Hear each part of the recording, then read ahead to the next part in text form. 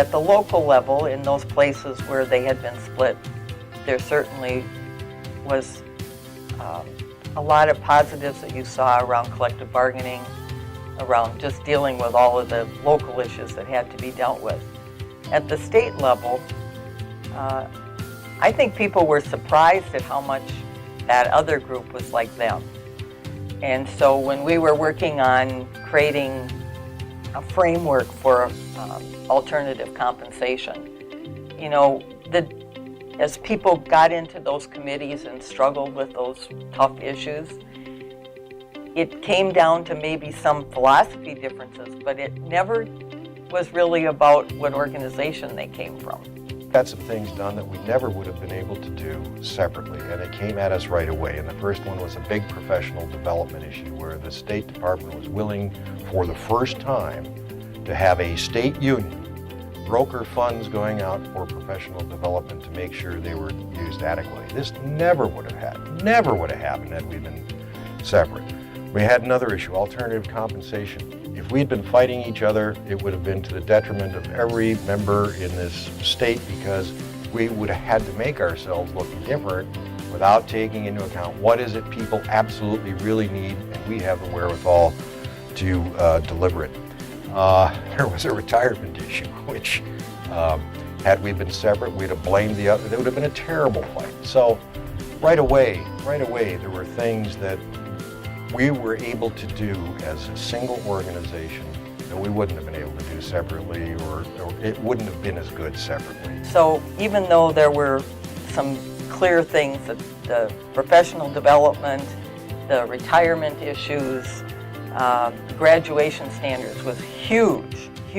Alternative compensation, you know, you just go right down. Anything that was controversial had the ability to have politicians play us off against each other.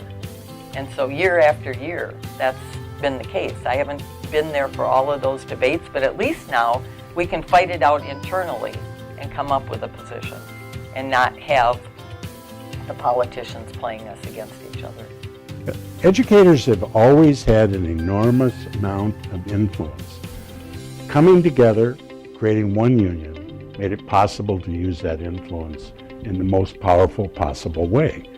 And it did change things. The game playing that used to go on, in large part had to come to an end in terms of what went on in the legislature. It doesn't mean that we got our way all the time. We didn't. We still had a lot of struggles, but at least we weren't fighting among members. The fight was with the policymakers, whether it was in the legislature or the governor's office or the Department of Education or wherever it was. I can't imagine right now, looking at some of the important political races that we're going to have, if you had two organizations, the opportunity to endorse a different governor, you just go right down the line. School board elections, again, you're all united, you're working on referendum together. You know, there's so many things that we can be more effective at if we're working together. We're dealing with 1 million kids here, and it's very important, and they're our entire future. So we have to really keep in this fight.